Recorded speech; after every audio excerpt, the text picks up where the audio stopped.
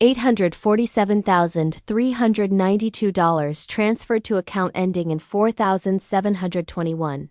The banking alert glowed on my phone screen at 2:47 a.m.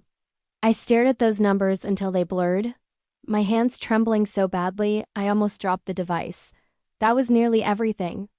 Our savings, the money from my inheritance, the emergency fund we'd built over 12 years of marriage. Gone. My husband Marcus slept peacefully beside me, his breathing slow and steady. The man I'd trusted with everything. The man who'd held my hand through my father's funeral just 8 months ago when I inherited that money. The man who'd promised we'd use it to finally buy our dream house, maybe start the family we'd been planning. I looked at the account number again. 4721. I didn't recognize it. My name is Lily Chen, and 3 hours ago I thought I had a perfect life. I'm 34 years old, a marketing director at a tech firm in Seattle. My husband Marcus is a financial advisor, ironic considering what he just did with our finances.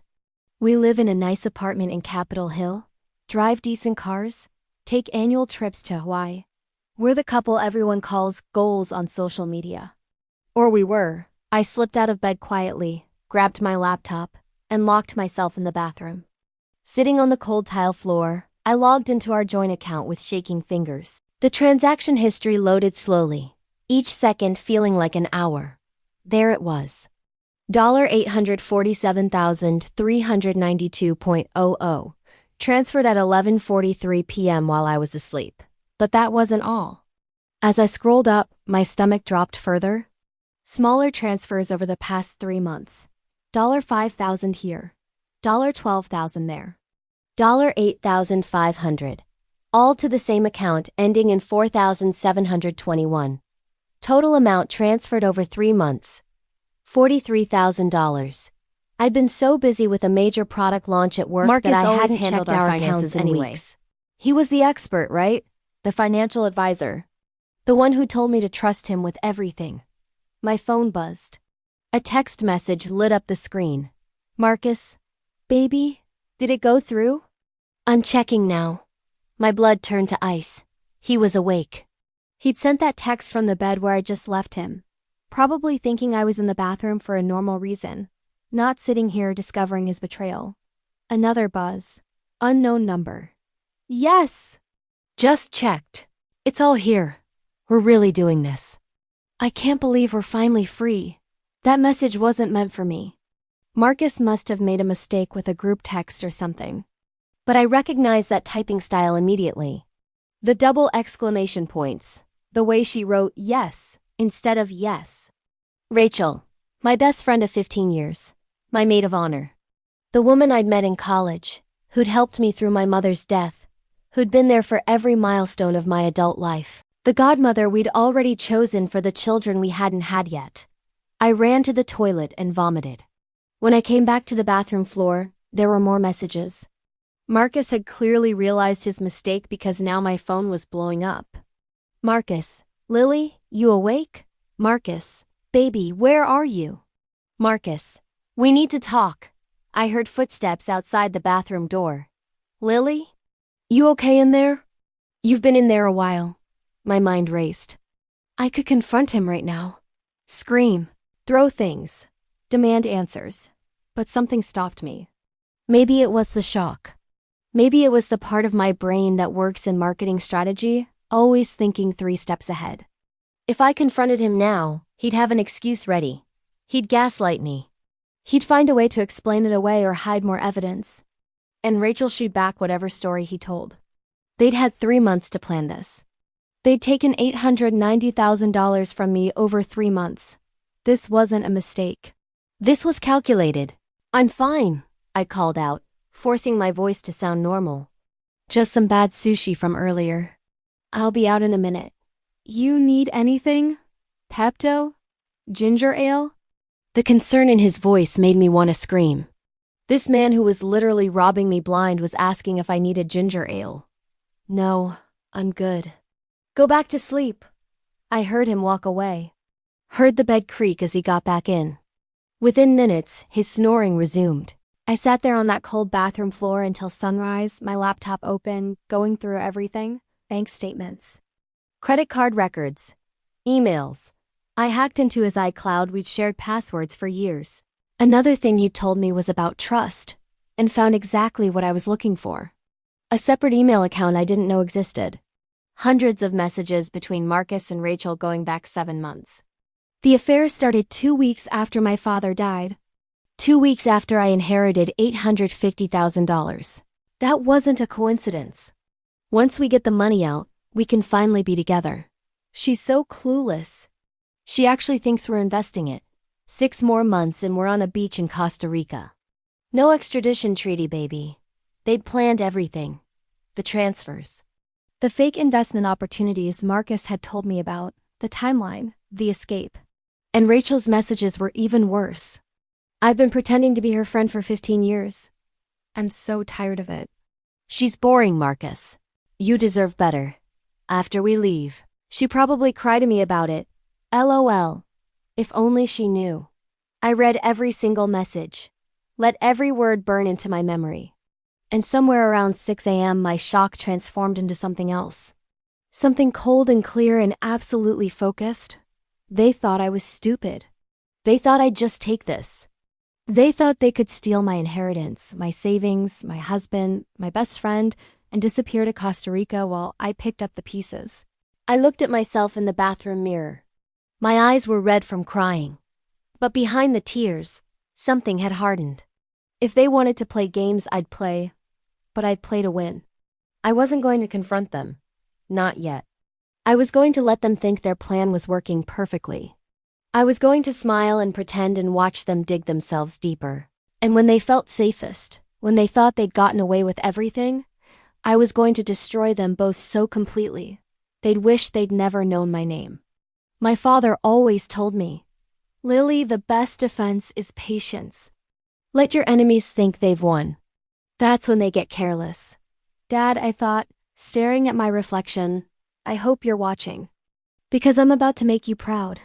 Marcus knocked on the bathroom door again. Babe, you've been in there over an hour. I'm getting worried. I wiped my eyes, fixed my hair, and opened the door with a smile. Sorry, honey. I'm feeling much better now. Must have been a 24-hour thing. He pulled me into a hug, and I let him. Let him hold me while I mentally cataloged every lie, every betrayal, every dollar he'd stolen. I love you so much, he whispered into my hair. I love you too, I said back. And if you're watching this story unfold and already feeling that rage building inside you, trust me, you haven't seen anything yet. Stay with me, because what happened next proved that sometimes the best revenge isn't served hot or cold. It's served with a paper trail and a lawyer who doesn't lose. The hardest part wasn't discovering the betrayal. It was pretending everything was normal. For the next 2 weeks, I became an actress. I kissed Marcus goodbye every morning. I texted Rachel about brunch plans. I smiled at dinner parties. I laughed at Marcus's jokes. And every single night, while he slept, I worked. I opened my own bank account at a different institution, one Marcus didn't know about. I transferred what little money remained in our joint account that he hadn't touched yet. $28,000. It wasn't much compared to what he'd stolen, but it was something. I also quietly moved my paycheck deposits to this new account. When Marcus asked why I'd changed banks, I had my answer ready. They're offering better interest rates for my 401k rollover, I said casually over breakfast. Just being smart with money, babe. You always tell me to diversify, right? He bought it completely. Why wouldn't he? In his mind, I was the clueless wife who didn't understand finance. The boring woman his mistress mocked in their messages. But while Marcus thought I was being a good little student of his financial wisdom, I was actually meeting with 3 different lawyers. I needed to understand my options. What I learned made my blood boil hotter. Because we lived in Washington, a community property state, anything acquired during marriage belonged to both of us equally. That inheritance from my father? Technically separate property since I'd inherited it. But the moment it went into our joint account, Marcus had muddied the waters legally. Did he have access to the account where the inheritance was deposited? My lawyer, Patricia Chen, asked during our first meeting. Yes, we'd always shared everything. Patricia's expression told me everything. That complicates things. He'll argue it became marital property the moment you commingled funds. You'll get half at best in a divorce. Maybe less if he has a good attorney. Half of my own father's money. Maybe less. What if I can prove he transferred it fraudulently? I asked. Patricia leaned forward, interested now. Fraudulently how? What if I can prove he moved marital assets without my knowledge or consent, with intent to hide them from me, and that he's planning to flee the country with it? Her eyes widened slightly. If you can prove all of that, we're talking about fraud charges. Criminal charges, asset recovery. But Lily, you'd need ironclad evidence, not just suspicions. I have evidence, I said quietly. And I'm getting more every day. That's when Patricia smiled for the first time. Then let's talk strategy. I hired her on the spot. While Marcus thought I was at yoga class or book club, I was meeting with Patricia, building our case piece by piece. Meanwhile, Marcus and Rachel got sloppy. Rachel started coming over more often.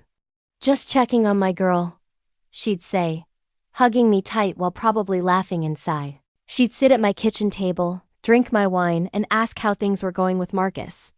He seems distant lately, I said one evening, testing her. Like his mind is somewhere else. Rachel's eyes flickered with something, guilt, excitement, before she covered it with concern. All men go through phases, Lil. Marcus loves you. Everyone can see that. The lies rolled off her tongue so easily it was almost impressive. You're probably right, I said, refilling her glass. I'm just being paranoid.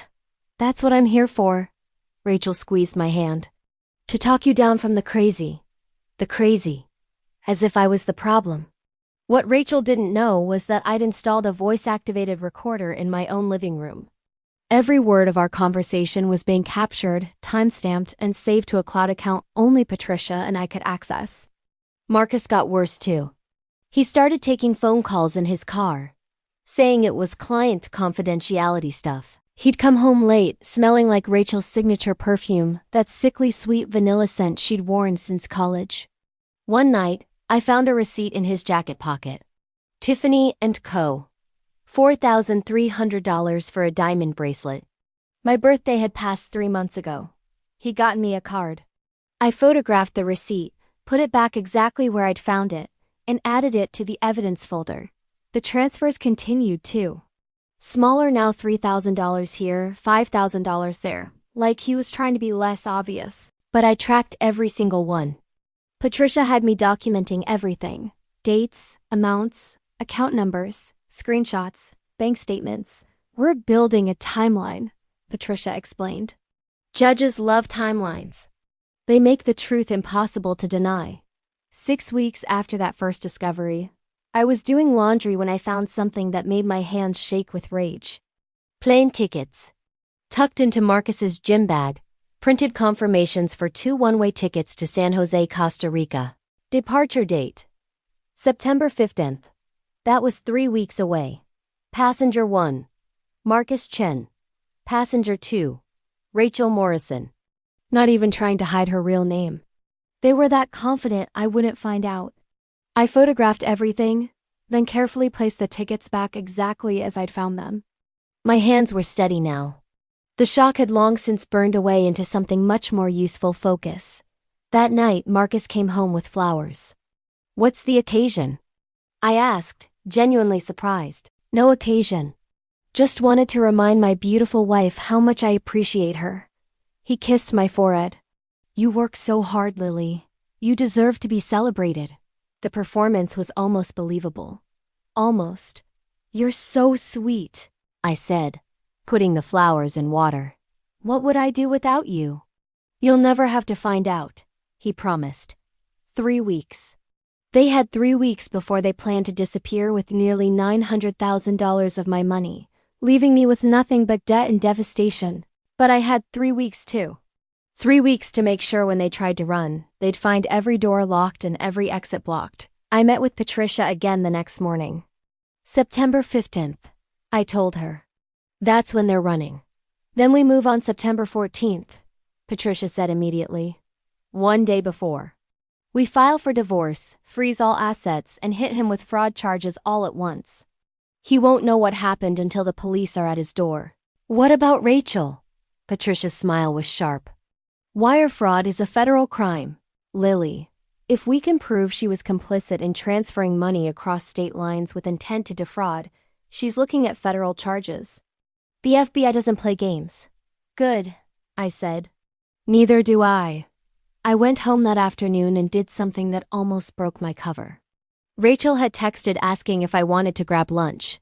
Rachel, miss you, girl. Feel like we haven't connected in forever. The audacity.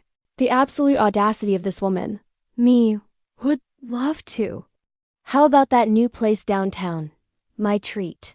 Rachel. Perfect. You're the best, Lil. Seriously. Best friend ever. I stared at that message for a long time. Best friend ever. The woman who was sleeping with my husband and helping him steal my inheritance thought she was my best friend. At lunch, Rachel was particularly animated. Glowing, even. You look happy, I observed, sipping my water. I just feel like good things are coming, you know? Like the universe is finally aligning. The universe. She meant my money and my husband. That's wonderful, Ratch. You deserve good things. She reached across the table and grabbed my hand. So do you, Lily. And I just want you to know, no matter what happens, I'll always be here for you. Always. I squeezed her hand back, meeting her eyes with a smile that didn't reach my own. I know you will, Rachel. I'm counting on it. That recording was also saved to the cloud. 2 days later, I made another discovery that changed everything. I'd been monitoring Marcus's separate email account, the one he didn't know I'd accessed when I found messages to a realtor in Costa Rica. He'd already put a deposit down on a beachfront property. $50,000 down, with plans to pay the remaining $280,000 in cash upon arrival. But that wasn't the worst part.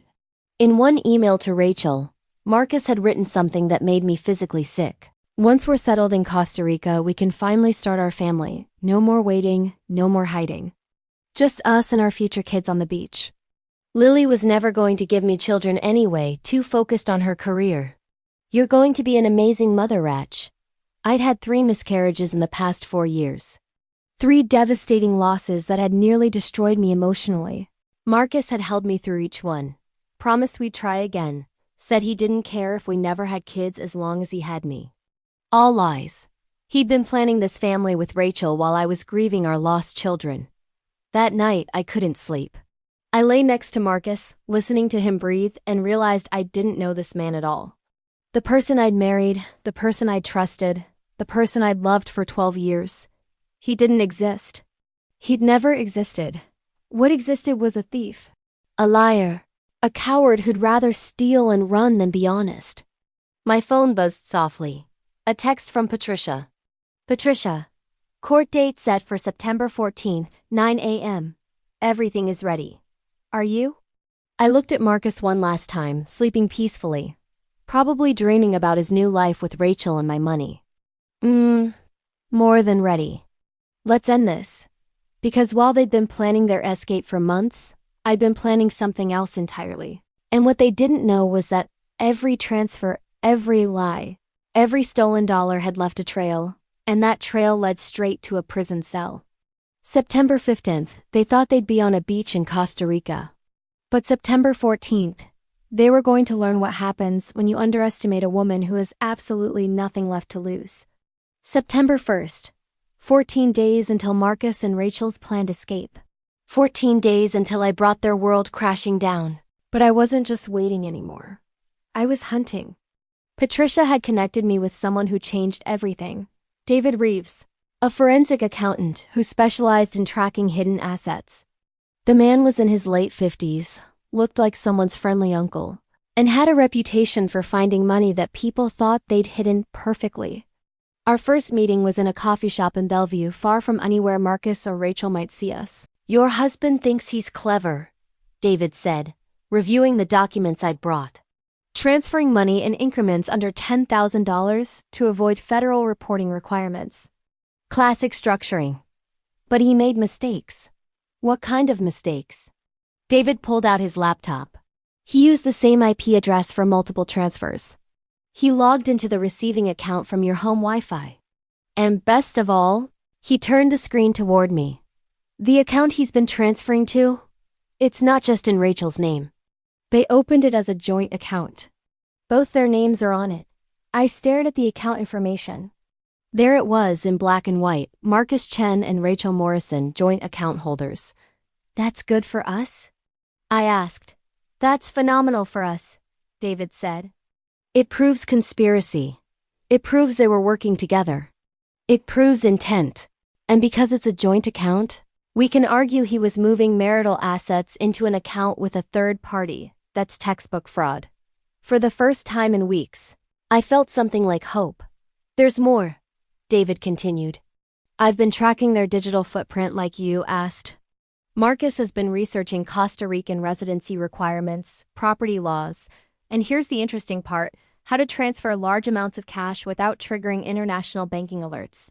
He pulled up browser history I'd given him access to from Marcus's laptop. Page after page of searches. Costa Rica extradition treaty with U.S. How to become untraceable.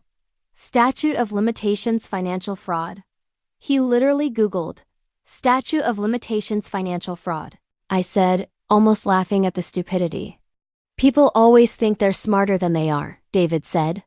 He probably thought using incognito mode would protect him. It doesn't. Not when I have access to the router logs. We spent 3 hours going through everything. David found 4 additional accounts I didn't know existed, all opened in the past 6 months. All containing money Marcus had siphoned from our investments and business accounts. Total amount discovered, $1.2 million. He hadn't just stolen my inheritance. He'd been systematically draining everything we'd built together for over a year. How did I not notice? I asked, feeling sick. Because he's a financial advisor, David said gently. You trusted him to handle the finances. That's what he counted on. But Lily, here's what he didn't count on you fighting back. David wasn't just finding money. He was building a criminal case so airtight that Marcus wouldn't be able to lie his way out of it. Meanwhile, Marcus and Rachel were getting careless in other ways. One evening, I came home early from book club, actually a meeting with Patricia and David, and heard voices in my living room. I stood in the hallway listening. ... can single quotes T wait to get out of here. Rachel's voice. This whole neighborhood is so boring. Everyone's so fake. 2 more weeks, baby, Marcus replied. Then it's just us, the beach and freedom. Does she suspect anything? Lily? No, she's completely clueless. I showed her fake investment statements last week, and she didn't even read them. Just signed where I told her to sign. My hands clenched into fists. He'd had me sign documents. I trusted him so completely that I'd signed without reading. What had I signed? She's pathetic, Rachel said, and I heard the clink of glasses. They were drinking my wine. Honestly, Marcus, I don't know how you stayed married to her for so long. The money, Marcus said simply. Her father's inheritance was too good to pass up. I just had to wait for the old man to die. Silence. Then Rachel laughed. Actually laughed. That's so bad, but also kind of genius. Once we're in Costa Rica, we'll toast to him. Thanks for dying and making us rich, Mr. Chen. I recorded every word from the hallway. My phone pressed against the wall. Then I quietly left the house, walked around the block, and came back 10 minutes later, making sure to slam the front door loudly. Honey, I'm home, I called out cheerfully. When I walked into the living room, Rachel was sitting primly on the couch, and Marcus was in the kitchen. Both looked perfectly innocent. Lily! I was just keeping Marcus company, Rachel said, standing to hug me. He said you were at book club. It got canceled, I said, hugging her back while fighting the urge to scream. Last minute thing. But I'm glad you're here. Want to stay for dinner? I'd love to, Rachel said, but I have an early morning tomorrow. Big project at work. She didn't have a big project. I checked her social media earlier. She posted about plans to go hiking tomorrow morning. More lies. Always more lies. After Rachel left, Marcus pulled me close. How was book club? It was canceled, I reminded him. Oh, right. Well, I'm glad you're home. I missed you.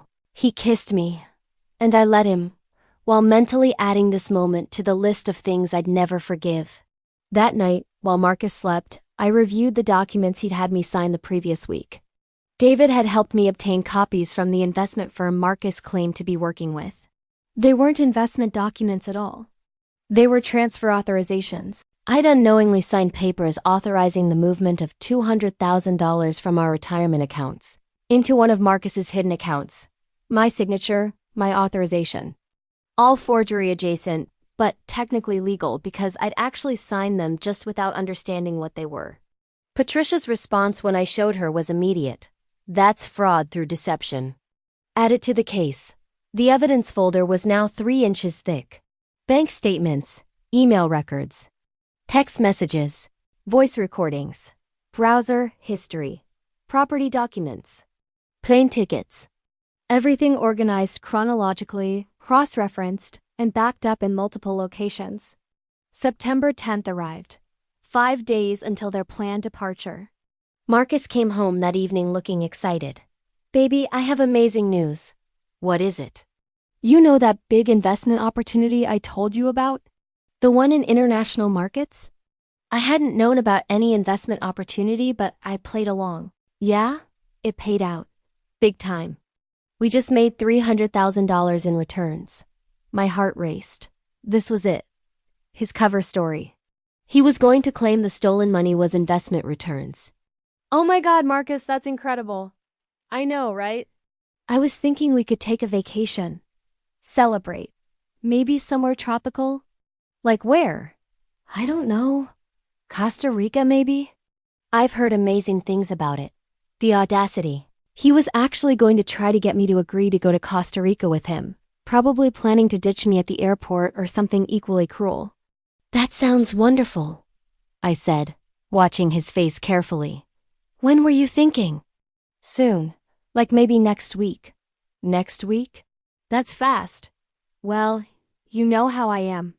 When I get excited about something, I want to do it right away. I smiled and kissed him. Let me check my work calendar. I might need to move some meetings. Of course. Just let me know. That night, I texted Patricia. He's setting up his cover story. Told me we made $300,000 in investments and wants to take me to Costa Rica next week. Patricia's response. Trying to make you complicit. If you're in Costa Rica with him, it looks like you knew about the money movement. Smart but not smart enough. We have him either way. September 12th. 3 days until departure. 2 days until I filed. I was at work when I got a text from Rachel. Lunch today? Need to talk to you about something important. We met at a restaurant near my office. Rachel looked nervous, fidgeting with her napkin. What's wrong? I asked, genuinely curious what she could possibly want to tell me. Lily, I need to tell you something, and I need you to not be mad. My pulse quickened. Was she actually going to confess? Okay, ... I'm moving away. Out of state, maybe out of the country. What? When? Soon. Like this week soon. Rachel, what are you talking about? You have a job here, an apartment, your whole life. I know, but I just ... I need a fresh start, Lily. Away from Seattle, away from everything familiar. I stared at her, this woman I'd known for 15 years, and saw a complete stranger. Does this have anything to do with Marcus? Her face went pale. What? No, why would you ask that? I don't know. You've both been acting weird lately. There's nothing, Lily. Marcus and I are just friends. The lie hung in the air between us. Of course, I said finally. I'm just going to miss you. You're my best friend. Rachel's eyes filled with tears. Actual tears. You're my best friend too. Which is why I need you to know that I love you. And I'm sorry. Sorry for what? She hesitated, then shook her head. Nothing. Just ... sorry for leaving so suddenly. But I promise we'll stay in touch. No, we won't, I thought. Because in 2 days, you'll be arrested. That evening was my final meeting with Patricia and David. We sat in Patricia's office, reviewing everything one last time. Tomorrow morning, 9 a.m., We filed the divorce petition, Patricia said. Simultaneously, we file for immediate asset freeze and request an emergency hearing. I've already briefed the judge's clerk. Given the evidence of planned flight risk, we'll get the freeze. At 10 a.m., David continued. I'm meeting with the FBI's Financial Crimes Division. They've already reviewed our preliminary evidence and are very interested in the wire fraud and structuring charges. FBI? I asked. He moved money across state lines with intent to defraud, David explained. Federal crime. And Rachel's involved, so conspiracy charges for both of them. Patricia pulled out a timeline. By noon tomorrow, Marcus will be served with divorce papers and notice of asset freeze. He won't be able to access any accounts. By 5 p.m., if the FBI moves as quickly as I think they will, he'll be arrested. What about Rachel? She'd be picked up simultaneously. We can't risk her warning him or destroying evidence. I looked at both of them. And this will work? All of it? Lily, Patricia said seriously. I've been a divorce attorney for 23 years. I've never had a case this documented, this clear-cut, this ironclad. They handed you everything you needed to bury them? All you had to do was be smart enough to collect it, and patient enough not to confront them too early, David added. That patience is what made this case unbeatable. I thought about the last 6 weeks. The acting, the pretending. The nights I'd cried silently in the bathroom while Marcus slept. The lunches with Rachel where I'd smiled and laughed while she planned to steal my life. I'm ready, I said. That night, I came home to find Marcus cooking dinner. Actually cooking, not ordering takeout. What's all this? I asked. Just wanted to do something nice for my wife, he said, pulling me into a kiss. You work so hard. You deserve to be spoiled. We ate dinner by candlelight. We drank expensive wine purchased, I later found out, with my stolen money. We talked about our future, our dreams, the life we were supposedly building together. And the entire time, I knew it was the last meal we'd ever share. After dinner, Marcus pulled out an envelope. I have something for you. Inside were papers, travel documents to be exact. Costa Rica, he said. Leaving day after tomorrow. I already cleared it with your boss, told him it was a surprise anniversary trip. 2 weeks on the beach. Just us. What do you say? I looked at the tickets. September 15th departure, just like the ones I'd found in his gym bag. Return date, October 1st, except I knew there was no return. He'd planned to leave me stranded there. Probably claim I'd abandoned him, while he disappeared with Rachel and my money. Marcus, this is incredible. So you'll go? I looked into his eyes. The eyes of a man who'd stolen everything from me. Who'd plotted with my best friend to destroy my life. Who'd mocked my father's death as a financial opportunity. Of course I'll go, I said, smiling. I can't wait. He hugged me tight, probably thinking he'd won. Probably imagining how easy this was all going to be. What he didn't know was that in 12 hours, his entire world would explode. And I would be there to watch every single second of it. September 14th, 6:47 a.m. I woke up before the alarm, my heart pounding with anticipation rather than fear. Marcus slept beside me, peaceful and oblivious. In 13 hours, he'd planned to finalize the last transfers. In 24 hours, he'd planned to be on a plane with Rachel. Instead, in 3 hours, his entire life would collapse. I got up quietly, showered, and dressed in my best suit, navy blue, professional, powerful, war paint for the battlefield. When I looked in the mirror, I barely recognized myself. 6 weeks ago, I'd been a woman destroyed by betrayal. Now I was something else entirely. Marcus woke up as I was doing my makeup. You're dressed up. Big meeting today? Something like that, I said, applying lipstick carefully. Just want to look professional. You always look beautiful, he said, stretching. Hey, don't forget we're leaving tomorrow morning. You all packed? Almost, I lied. I'll finish tonight. He came up behind me, wrapping his arms around my waist. I can't wait to get you alone on that beach. Just us, no distractions. No Rachel, he meant. He was actually going to try to sell me on this Costa Rica trip right up until the moment he ditched me.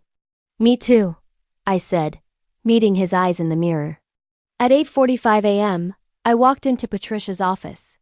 David was already there, along with two other people I didn't recognize. Lily, this is Agent Sarah Morrison from the FBI's Financial Crimes Unit, and Agent James Parker, Patricia introduced. They'll be handling the federal case. Agent Morrison shook my hand firmly. Mrs. Chun, I've reviewed your evidence. What you've compiled here is exceptional. Most fraud victims don't realize what's happening until the money's gone and the perpetrators have disappeared. I got lucky, I said. No, Agent Parker corrected. You got smart. There's a difference. At 9 a.m. exactly, Patricia filed the divorce petition electronically. Simultaneously, the emergency asset freeze went into effect. Every account Marcus had access to joint accounts, his personal accounts, the hidden accounts with Rachel, all frozen solid. It's done, Patricia said, looking up from her computer. He can't access a single dollar. At 9:30 a.m., a process server arrived at Marcus's office downtown. I wasn't there, but David had arranged for someone to record the interaction from across the street.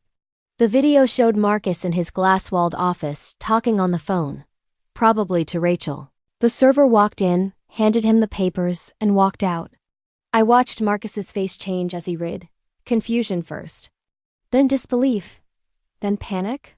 The phone call ended abruptly. He tried to open his banking app. The video caught the exact moment he realized all the accounts were frozen. His face went white, then red, then white again. He called someone frantically. Rachel, probably. Then he grabbed his jacket and ran out of the office. He's moving, David said, watching the tracker we'd legally placed on his car through a court order that morning. Heading toward Rachel's apartment. At 10:15 a.m., my phone rang. Marcus. I let it go to voicemail. He called again and again. 7 times in 3 minutes. Finally, I answered. Hey, honey, what's wrong? What's wrong? His voice was shaking with barely controlled rage. What's wrong? Lily, what the hell did you do? I don't know what you mean. The divorce papers. The asset freeze. The Lily, this is insane. We need to talk. Right now. Where are you? I'm at work, Marcus. Where else would I be? You froze our accounts. Do you have any idea what you've done? I froze accounts that you were stealing from, I said calmly. There's a difference. Silence. Then, stealing? Lily, baby, I think there's been a huge misunderstanding. $1.2 million, Marcus. That's how much you and Rachel stole. Did you really think I wouldn't notice? More silence. I could practically hear his brain scrambling for an explanation. I don't know what you think you know, but I know everything. The affair, the hidden accounts, the Costa Rica property, the fake investment statements, the plane tickets for tomorrow. Should I keep going? Lily, please just let me explain. Explain to your lawyer, I said. And Marcus, say hi to Rachel for me. I'm sure she's with you right now. I hung up. Patricia was smiling. That was perfect. Stay calm, stay factual. Give him nothing to use against you. At 11 a.m., Agent Morrison's phone rang. She listened, nodded, and hung up. They're together, she said. At Rachel Morrison's apartment.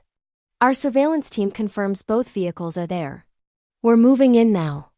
Can I watch? I asked. She hesitated, then nodded. From the van. But you stay inside, understood? 20 minutes later, I was sitting in an FBI surveillance van 2 blocks from Rachel's apartment building, watching multiple screens showing different angles. Marcus's car was parked illegally out front. Through the window of Rachel's second-floor apartment, I could see shadows moving 2 people, arguing based on their gestures. Audio's coming through, one of the techs said, adjusting his equipment. Suddenly I could hear them. Marcus and Rachel. Their voices panicked and sharp. Told you she was stupid. You said she'd never figure it out. Marcus was shouting. How was I supposed to know she was tracking everything? Rachel shot back. You're the financial expert. You should have been more careful. We need to leave. Now. Forget the plan. Forget waiting until tomorrow. With what money, Marcus? She froze everything. We can't even buy plane tickets. We have cash. We must have cash somewhere. We have $8,000 cash total. That's it. Everything else is in those accounts she locked down. A crash, something being thrown. 15 years. Rachel's voice cracked. I pretended to be her friend for 15 years for this? To end up with nothing? We need to think, Marcus said. There has to be a way out. Maybe if I talk to her, convince her this was all a misunderstanding. She knows, Marcus. She knows everything. She's not going to just forgive and forget. I sat in that van listening to them panic and felt absolutely nothing. No satisfaction, no anger, no sadness. Just cold, clear justice. At 11:47 a.m., FBI agents surrounded the building. I watched on screen as they knocked on Rachel's door. Watched her face when she opened it and saw the badges. Watched Marcus appear behind her, his expression crumbling into pure terror. Marcus Chen, Rachel Morrison, you're under arrest for wire fraud, conspiracy to commit fraud, and theft of marital assets. Agent Morrison's voice came through clearly. You have the right to remain silent. Double quotes. Rachel started crying immediately. Not the fake tears she'd cried at lunch 3 days ago, but real, ugly sobbing. This is a mistake. We were going to pay it back. Save it for your lawyer, Agent Parker said. Marcus tried a different approach. I want to speak to my wife. Lily, I know you're behind this. Lily. He was looking around frantically, like I might be hiding in the hallway. Mrs. Chun isn't here, Agent Morrison said. But she did provide the evidence that led to your arrest. You should probably thank her. She could have let you get on that plane tomorrow and arrested you for international flight. That would have added years to your sentence. The look on Marcus's face when he realized I'd known about the plane tickets was almost worth the 6 weeks of hell. They were handcuffed and led out separately. The surveillance video caught Rachel trying to run at the last second, actually tried to bolt past the agents. She made it maybe 3 steps before they stopped her. Marcus just walked, his head down, his expensive suit rumpled, looking nothing like the confident man who'd kissed me goodbye that morning. As they were putting Rachel in one car and Marcus in another, Rachel screamed across the parking lot. This is your fault. You were supposed to have a foolproof plan. Marcus screamed back. My plan was fine until you got greedy and sloppy. And there it was, already turning on each other. Partners in crime right up until they got caught, then everyone for themselves. Agent Morrison came back to the van. That's that. They'll be processed, arraigned, and held pending trial. Given the flight risk and the evidence, I doubt they'll get bail. What happens now? I asked. Now we build the case. But honestly, Mrs. Chen, with what you've given us, this is going to be the easiest prosecution of my career. They documented everything themselves. It's like they wanted to get caught. Back at Patricia's office, I sat down heavily. The adrenaline was fading, leaving me shaky. You did it, Patricia said gently. It's over. Is it though? I asked. They'll go to trial. This could take years. The criminal trial will take time, yes. But the divorce? That'll be fast. Marcus has no leverage, no credibility, and no money for a decent lawyer since all his assets are frozen. You'll get everything back, plus damages. My phone buzzed.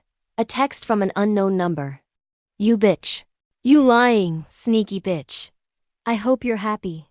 You ruined everything. Rachel, from someone's phone at the FBI office probably. I showed it to Patricia. She smiled grimly. Forward that to me. That's witness intimidation. Adds to her charges.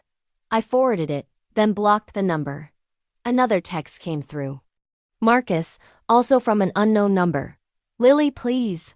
I love you. This is all a huge mistake. Don't do this. Think about our marriage, our future. I'll do anything to fix this. Please. I stared at those words. 12 hours ago, he'd been planning to abandon me in a foreign country. 6 hours ago, he'd been screaming at Rachel about how stupid I was. Now he loved me and wanted to fix things. I didn't respond. I just turned off my phone.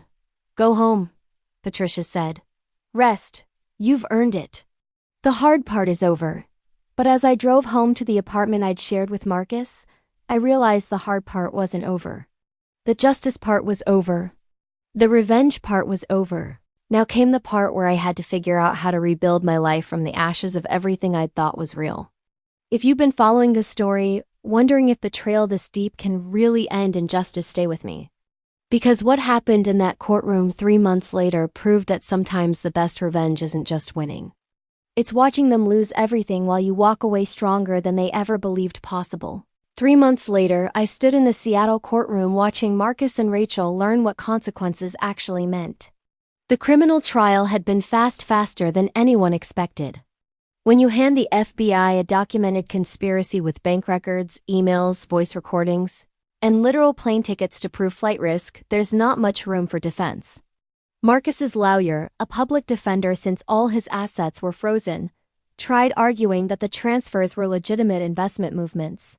The prosecutor played the recording of Marcus telling Rachel, "She's so clueless. She actually thinks we're investing it." That recording got played 3 times. Once for the jury, once because the defense objected, and once more because the judge wanted to hear it again himself. Marcus's face went gray each time his own voice filled the courtroom. Rachel's defense was even weaker. Her lawyer tried to claim she was manipulated by Marcus, that she didn't understand what was happening. Then the prosecutor showed the jury Rachel's emails about their previous job in Savannah, and her detailed planning of the Costa Rica property purchase. Does this seem like someone who didn't understand what was happening? The prosecutor asked, showing an email where Rachel had literally written, "Once we drain her accounts completely, we'll be set for life." The jury deliberated for 90 minutes. Guilty on all counts. Both of them. Sentencing came 2 weeks later. I sat in the front row, flanked by Patricia and my father's brother Uncle James, who'd flown in from California just to see justice served. The judge, a stern woman in her 60s named Judge Patricia Brennan, read through the charges methodically. Wire fraud. Conspiracy to commit fraud. Theft. Identity theft for the forged signatures. Money laundering for moving stolen funds across state lines. "Mr. Chen," Judge Brennan said, looking at Marcus over her glasses. "You were a financial advisor. People trusted you with their life savings. Your own wife trusted you with her inheritance from her deceased father. And you exploited that trust in the most calculated way possible." Marcus stood there in his orange jumpsuit, looking nothing like the confident man who'd left for work that morning 6 months ago. "You didn't just steal money," the judge continued. "You stole years of your wife's life. You stole her sense of security. You plotted to abandon her in a foreign country. And you did all of this while pretending to love her." "Your Honor, Marcus started. "I'm not finished," Judge Brennan cut him off. "What's particularly disturbing is the premeditation. You waited for Mrs. Chen's father to die. You used her grief as an opportunity. That shows a level of callousness that this court finds deeply troubling." She looked down at her paperwork. "I'm sentencing you to 12 years in federal prison. You'll also be required to pay full restitution of $1, $2 million plus interest and damages, totaling approximately $1.8 million. Your financial advisor license is permanently revoked. And you're banned from working in any financial capacity upon release. 12 years. Marcus actually swayed on his feet. Then it was Rachel's turn. "Ms. Morrison." Judge Brennan's voice got even harder. "You betrayed a friendship of 15 years. You attended Mrs. Chen's father's funeral, and then helped steal the inheritance he left her. You exchanged over 2,000 messages with Mr. Chen planning this fraud. And when questioned by FBI agents, you attempted to flee." Rachel was crying, mascara running down her face. "You've also been tied to a similar scheme in Savannah, Georgia, though those charges are being handled separately. What we're dealing with today is a pattern of predatory behavior, not a one-time mistake." "Please," Rachel sobbed. "I'm sorry. I made a terrible mistake." "A mistake is forgetting someone's birthday," Judge Brennan interrupted. "This was a calculated year-long conspiracy. I'm sentencing you to 10 years in federal prison, full restitution jointly with Mr. Chen. and a permanent ban from any position of financial trust. 10 years for Rachel, 12 for Marcus. I felt Uncle James squeeze my hand. Your father would be proud, he whispered. After sentencing, Marcus's lawyer approached Patricia in the hallway. My client would like to speak with Mrs. Chen. Absolutely not, Patricia said immediately. Please, the lawyer pressed. Just 5 minutes. He wants to apologize. I looked at Patricia, then at the lawyer. Fine. 5 minutes. They brought Marcus into a small conference room still in cuffs. We sat across from each other, a table between us with Patricia and a guard present. Marcus looked awful. He'd lost weight, his skin was pale, and his hands trembled. Lily, he started, his voice breaking. I'm so sorry. I know that doesn't mean anything, but I need you to know I did love you. I got lost. I stared at him, waiting. The affair with Rachel just happened, and then she started talking about this new life, and I got caught up in it, and it just happened? I interrupted quietly. You accidentally transferred $1. 2 million? You accidentally bought property in Costa Rica? You accidentally mocked my father's death as a financial opportunity? He flinched at each word. You didn't get lost, Marcus. You made choices. Every single day for over a year, you woke up and chose to lie to me. You chose to steal from me. You chose Rachel over me. I was wrong, he whispered. I know I was wrong. Is there any chance, any possibility that someday you might forgive you? I finished. Maybe someday I'll forgive you for my own peace. But forgetting? Never. And if you're asking whether there's any chance we'll ever reconcile, the answer is no. That marriage died the moment you cut my brake lines. I never, he started. I know you didn't cut my brakes, I said. That was just a test to see if you confessed to something you didn't do. But you didn't even deny it convincingly, Marcus. You just looked guilty. His face crumpled. I've lost everything. Yes, I agreed. You have. And I've gained everything I needed: clarity, strength, and freedom from someone who never deserved me. I stood up. Goodbye, Marcus. I hope 12 years gives you enough time to figure out who you actually are. I walked out without looking back. The financial settlement came through 6 weeks later. Due to the criminal convictions, the divorce was straightforward. I got everything: the apartment, both cars, all remaining money in legitimate accounts, and a judgment for full restitution of the stolen funds. Marcus's family tried to argue he shouldn't have to pay since he was going to prison. But the judge disagreed. He'll have 12 years to figure out how to earn it back, she said. I sold the apartment, couldn't live there anymore. Too many memories. Bought a smaller, modern condo in a different neighborhood. Donated half of Marcus's expensive belongings to charity. Sold the rest. Work became my sanctuary. 6 months after the trial, I got promoted to Senior Vice President of Marketing. My boss told me later that watching me handle my personal crisis with such strategic precision had impressed the entire executive team. You could have fallen apart, she said. Instead, you documented everything, built a case, and executed it flawlessly. That's the kind of strategic thinking we want at the leadership level. I started speaking publicly about financial abuse in relationships. Gave a TEDx talk that went viral. The high cost of blind trust. Started a blog helping other women recognize the warning signs of financial manipulation. Within a year, I turned my nightmare into something purposeful. Rachel tried to write me from prison. 3 letters, all returned unopened. Then she had her mother call me. Rachel wants you to know she's truly sorry, her mother said, crying. She's lost everything. Her job, her reputation, her freedom. She stole nearly $1 million from me and helped my husband plan to abandon me, I said calmly. I don't care if she's sorry. I care that she's facing consequences. But 10 years is what the judge decided was appropriate for her crimes. I didn't sentence her. The legal system did. I hung up and blocked that number too. The day the first restitution payment came through, $50,000 garnished from Marcus's prison work program and his family's attempts to help him, I did something I'd been planning. I donated $25,000 to a financial literacy program for women. Use the other $25,000 to start a small fund helping women leave financially abusive relationships. Every penny Marcus paid back would go toward helping other women avoid what I'd gone through. 2 years after everything fell apart, I was having coffee with my new friend Catherine, a genuine friend this time. Someone I'd met through work who had no connection to my past when my phone rang. Unknown number. I almost didn't answer, but something made me pick up. Mrs. Chun? This is Warden Phillips from FCI Sheridan. I'm calling about Marcus Chun. My heart stopped. Is he dead? No. But he's requested to add you to his approved visitor list. He's asked me to reach out and see if you'd be willing to visit. No, I said immediately. He wanted me to tell you that he's been in therapy, working through his issues, and he has something important to tell you. Tell him no. Tell him I've moved on. Tell him I hope he finds peace, but he won't find it with me. I hung up and went back to my coffee. Ex-husband? Catherine asked. Former life, I corrected.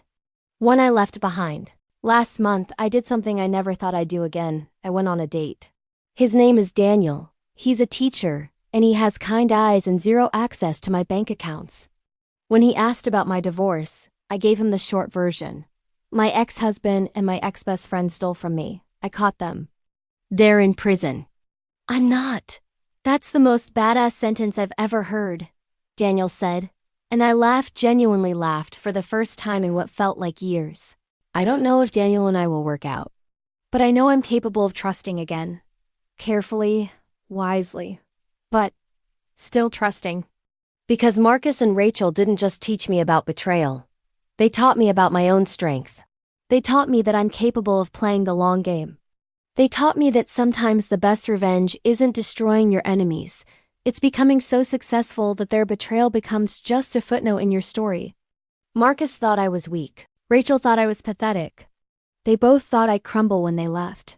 Instead, I rebuilt myself into something neither of them could have imagined. They're in prison cells, counting down 12 and 10 years respectively, watching their lives waste away. I'm in a corner office, building a career, helping other women, and living a life they'll never touch again. The best revenge isn't served hot or cold.